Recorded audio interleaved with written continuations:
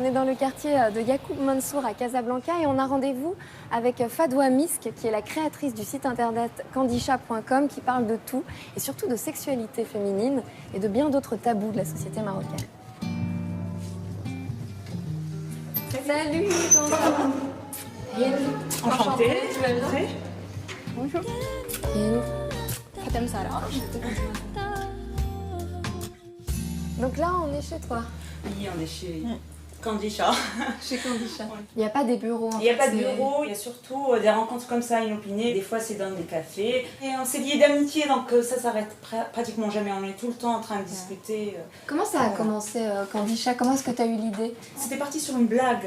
On s'est dit, tiens, on va se lancer dans un site qui parle pas de mode, de cuisine, de beauté. Parce que moi, quand je me réveille le matin pour lire mon actu, je lis pas comment s'épiler sans douleur avec mon café du matin. En fait. C'est pas, je suis l'actu et on a un avis qui est différent de l'avis des hommes.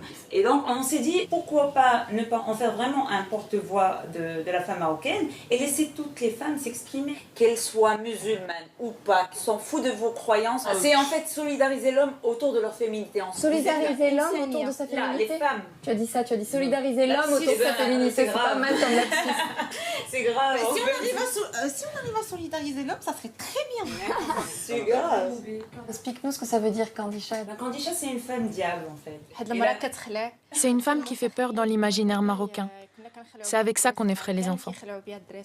N'importe quelle femme qui dit ce qu'elle pense, qui revendique des droits ou on la traite d'emblée de Kandisha. Donc on s'est dit, ouais, de toute façon. Donc en fait, Kandisha, c'est un site anticonformiste. Oui, on est une équipe qui a une vision assez progressiste du Maroc et de la femme, des droits de la femme. Né en septembre 2011, le blog est ouvert aux Kandisha du Maroc comme du monde entier, aux femmes qui se battent pour leur liberté.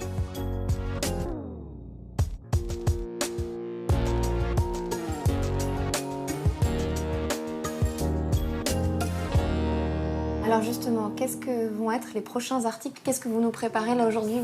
C'était la difficulté, par exemple, pour les femmes célibataires ou les femmes divorcées au Maroc de trouver un appart.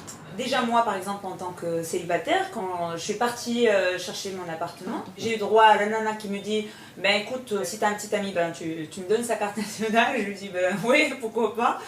C'est vraiment en fait tout le monde qui s'immisce dans ta vie privée et sans raison. Par exemple, toi, qu'est-ce qui t'est arrivé où tu as senti que ta liberté individuelle était piétinée dans ta vie quotidienne? Il suffit de faire une centaine de pas dans la rue, c'est-à-dire un exemple. Oui, on se fait draguer, on se fait harceler, on entend des choses qui sont qui doivent pas se dire. Parce que vous n'êtes pas voilée? Je sais pas. L'aspect vestimentaire ne change rien pour la femme. Peu importe la façon dont tu es habillée, de toute façon, tu vas être harcelée. Peu importe ton âge, ta profession, l'endroit où tu te trouves. Même si tu es au volant de ta voiture, l'homme va passer sa main par la fenêtre. Moi j'ai l'impression des fois, rien qu'en marchant dans la rue, c'est que tu n'as pas le droit à une certaine posture. Tu n'as pas le droit de marcher fièrement et de regarder quelqu'un dans les yeux. Si tu vas signaler à la police que tu t'es fait harceler, ça va poser un problème. Ça ne fait qu'empirer les choses. Le gendarme va te dire « Toi, tu vas bien. Il ne t'est rien arrivé. On ne t'a pas volé ton sac. » Il n'y a pas de loi qui dit que si un homme te harcèle, il ira en prison. Alors que si on le punissait, il ne recommencerait pas.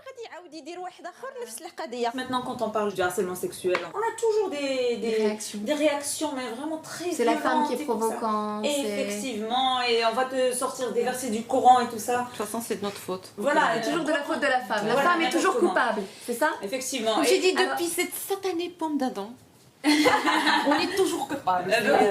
On a même été piratés.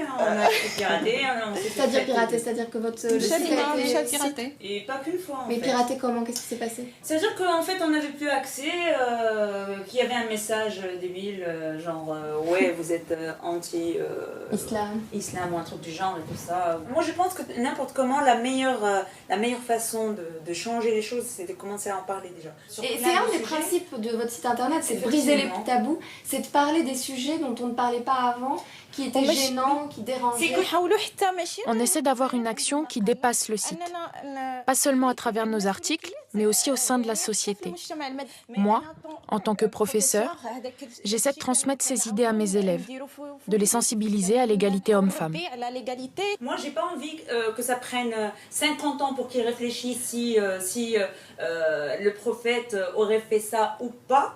Moi, je veux que, étant dans un pays qui est censé respecter les conventions internationales de droits de l'homme, moi, je veux qu'on respecte ça et dans l'immédiat. Et je veux pas, oui, je lutte pour peut-être des générations à venir, mais je lutte d'abord pour moi-même, pour que je puisse vivre décemment, que j'ai le droit... Librement, surtout. Librement, que j'ai le droit au respect... à la liberté individuelle. Voilà, à la citoyenneté.